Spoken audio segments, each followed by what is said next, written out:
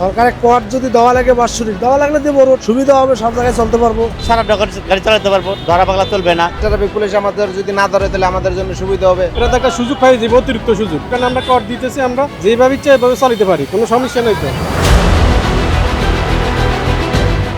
Battery চালিত রিকশা তথা বাংলা টেসলার উৎপাতে অতিষ্ঠ নগরবাসী। তীব্র সমালোচনার কারণে এই বাহনকে যখন মেইন সড়কে নিষিদ্ধ করে রাখা হয়েছে, তখন কর দেওয়ার কথা শুনে তারা বরং খুশি।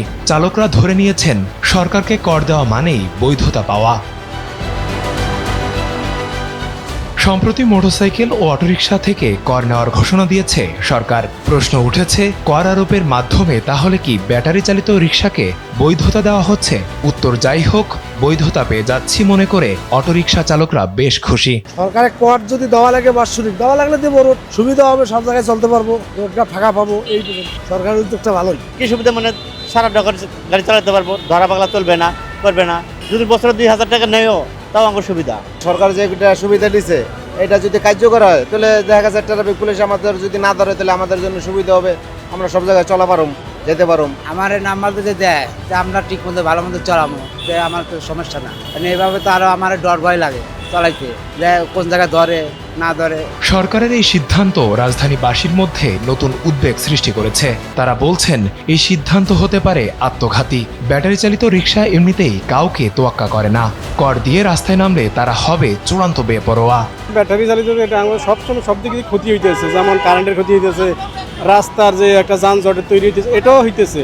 কিন্তু এখানে কর দিলে তো ধরো এটা তো একটা সুযোগ পাই যাবে, অতিরিক্ত সুযোগ, এই সুযোগটা এরা কাজে লাগবে, কারণ আমরা কর দিতেছি, আমরা যেভাবে ইচ্ছা এভাবে চালাতে পারি, কোনো সমস্যা নেই তো। আর রাষ্ট্রের জন্য এটা বড় ধরনের একটা হুমকি, এখন নইলে আর পরবর্তী হবে।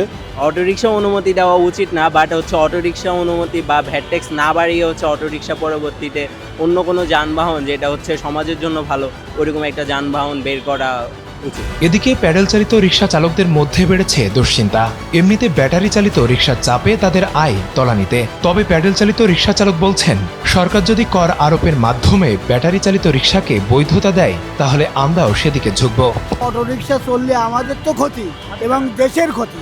আমাদের চরম আয় কমছে, মানে আমাদের ভাড়াই নাই, আমাদের তো ওঠেই না। তো দেশের সবচেয়ে ক্ষতি হলো কারেন্টের ক্ষতি। আমি খ্যাপ পাই না, আমি খ্যাপই পাই না।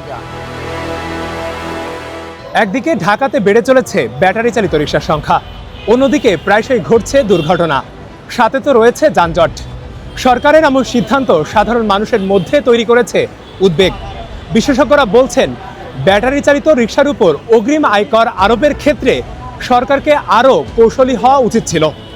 ফেরদৌস সাগর, সময়ের আলো, ঢাকা।